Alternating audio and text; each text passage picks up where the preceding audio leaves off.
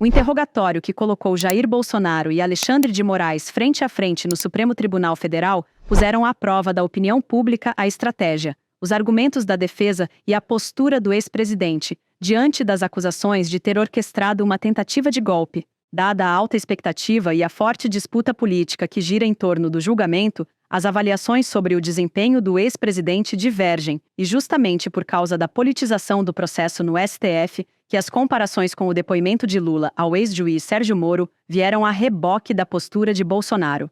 Pois um aspecto ficou evidente. Vimos na última terça-feira um Bolsonaro diferente daquele habituado a acusar em falso seus opositores aos berros e xingamentos. Porque os caras estão preparando tudo, pô. Pro Lula ganhar no primeiro turno, na fraude. Vou mostrar como e por quê. Alguém acredita que em Fachin, Barroso, Alexandre de Moraes? Alguém acredita? Secretário, levanta o braço. Acredita que são pessoas isentas, estão preocupadas em fazer justiça, seguir a Constituição, de tudo que estão vendo acontecer? Isto foi Bolsonaro em 2021, já na última terça-feira. Quais eram os indícios que o senhor tinha que nós estaríamos levando 50 milhões, 30 milhões de dólares?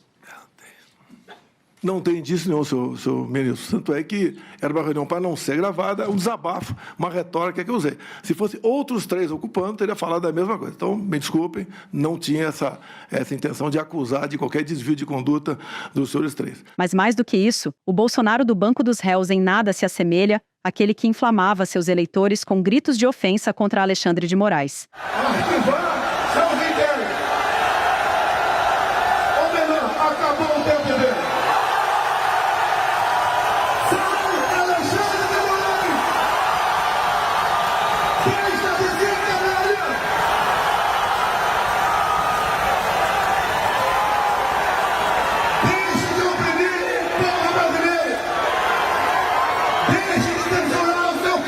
A mesma massa de apoiadores, no entanto, foi tirada de maluca pelo seu mito. Por favor, doutor Paulo Gonet, eu não torci para o pior. Se eu torcido para o pior, não teria desmobilizado os caminhoneiros lá atrás.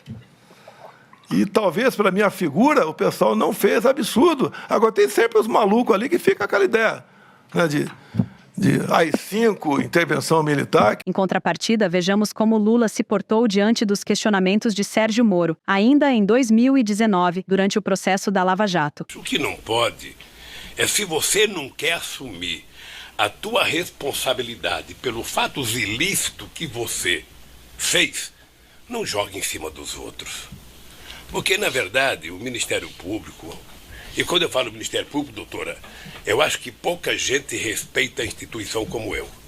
Mas é que o Ministério Público, ligado à Lava Jato, enveredou por um caminho que vocês estão com dificuldade de sair.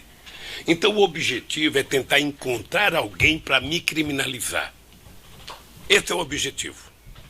Em todas as ações que são feitas contra mim, o objetivo. Esses dias eu fiquei sabendo de uma pessoa que foi prestar depoimento na Polícia Federal, de 28 perguntas, 26 foram sobre o Lula. Qual a pessoa? Hein? Qual a pessoa? Não, quando tiver o processo eu venho dizer qual a pessoa. Então, se não é desse processo... É porque eu não vou citar nome, eu não vou citar nome porque eu não sou delator. Certo. Tá?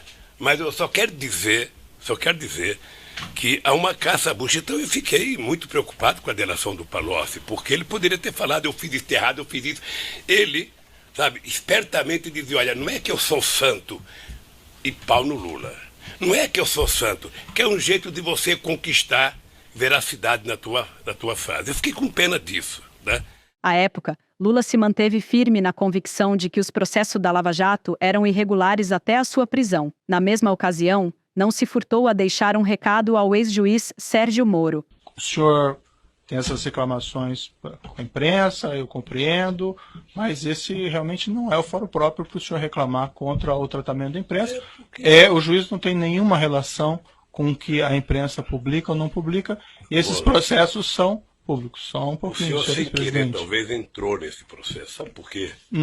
Porque o vazamento de conversas com a minha mulher e dela com meus filhos, que foi o senhor que autorizou. Mas, senhor presidente, eu não tinha o direito de ter minha casa molestada sem que eu fosse intimado para uma audiência, doutor. Ninguém nunca me convidou.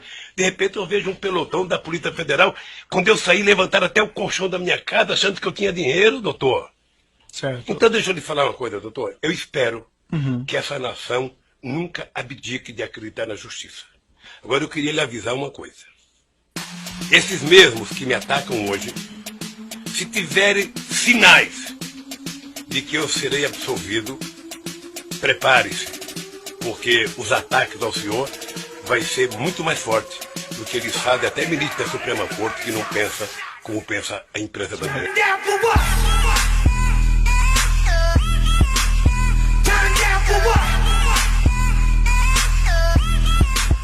Dito e feito. Após decisão do Supremo Tribunal Federal, Sérgio Moro foi considerado suspeito para julgar Lula e a condenação foi anulada. Enquanto isso, no caso de Bolsonaro, a perspectiva de seus próprios advogados é a de que ele seja preso até outubro deste ano. Seus familiares e o próprio ex-presidente já trabalham com esta hipótese. Além da materialidade das provas contra o ex-presidente, como a minuta golpista, o vídeo da reunião ministerial e a delação de Mauro Cid, as respostas de Bolsonaro diante de Moraes o comprometeram ainda mais. Numa das mais sensíveis, ele chega a admitir que discutiu, abre aspas, hipóteses constitucionais após perder a eleição de Lula. Isto, por si só, já demonstrou que o ex-mandatário buscou reverter o resultado das urnas. Voltando à pergunta anterior, em julho ainda não era o período eleitoral. Então o Braga Neto estava apenas descompatibilizado. Não houve essa história de prender quem quer que seja. Tá? E nós voltamos para a Constituição, que é a nossa base, quando entendemos que não podíamos fazer mais nada no TSE, tendo de vista o valor da multa. Eu desconheço até no Brasil aqui qual advogado que peticionou alguém e cujo cliente foi multado. Eu entendo, né, posso estar errado, se o senhor ministro, se o TSE apenas indeferisse, tá? Ia ter mais uma ou duas, talvez 3 petições, está encerrado o assunto. Quando houve a blindagem, porque essa multa podia aumentar, porque a acusação foi litigância de má-fé, ou até uma outra medida administrativa mais grave contra o Partido Liberal. Sobrou para a gente buscar uma alternativa na Constituição que, rapidamente, não foi discutido, foi conversado, hipóteses de dispositivos constitucionais. Como disse o ministro Fux aqui, nada foi assinado, não foi dado um pontapé inicial de nada. Fora daqui, a gente não tem mais o que fazer. E, rapidamente, foi decidido que nada mais podia fazer, tanto é que acalmou tudo e cada um foi cuidar da sua vida. É a segunda vez que o senhor fala isso, então acho que é importante esclarecer. O senhor está dizendo que a cogitação, a conversa, o início dessa questão de Estado de sítio, Estado de defesa, teria sido em virtude da impossibilidade de recurso eleitoral, é isso? Sim, senhor. Okay. Essa é a minha última pergunta, senhor ministro. O senhor sabe que o seu partido recorreu e perdeu, só para... Não, daquela multa, 22 milhões? Sim, perdeu no plenário do Tribunal Superior Eleitoral. Foi recurso apenas em cima da multa, então? Exato. Não do mérito? Não, de tudo. Senhor ministro relator,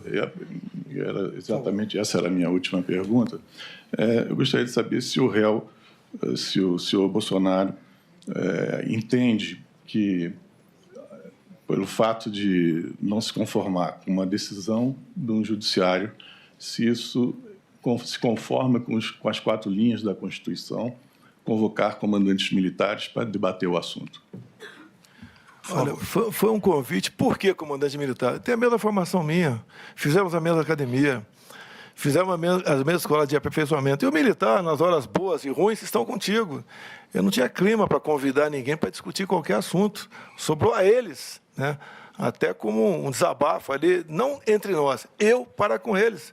E eu ouvi o Paulo Sérgio, ouvi o Freire Gomes, ouvi o Garnier, e não pude ouvir muito ali o Batista Júnior, porque ele pouco falava, quase nada falava, ele nem leu o que seria a tal da minuta que ele acusa, ele declarou que nem chegou a ler aquele assunto. Então, o militar é aquele que está do teu lado nas horas boas e nas horas ruins. E eu confesso que muita coisa que eles falam, eu absorvi. E chegou à conclusão rapidamente que não tinha mais o que fazer. Esse governo ia cair de maduro, como está caindo, né? Eu queria que não fosse assim, porque está a população toda sofrendo, e o retorno, não digo meu, né, mas o da direita, o dos conservadores, ou de alguém diferente da esquerda, alguém de centro, acontecerá com toda certeza por ocasião das próximas eleições. Agora, doutor procurador, por favor, tá? Só pode confiar nos militares. tá? Momentos bons e momentos ruins. E eu reforço, ao ir conversar com eles, o objetivo é, dada a nossa formação, o respeito e a consideração que existe entre nós, tanto é que eu nunca tratei um comandante de força ou um ministro da Defesa como superior, sempre o tratei com a mais alta dignidade e respeito. Isso aí nos fez aqui conversar sobre um assunto que, desde a primeira reunião, já sabia que não podia dar em nada, mas apenas conversamos a título da minha parte, como desabafo.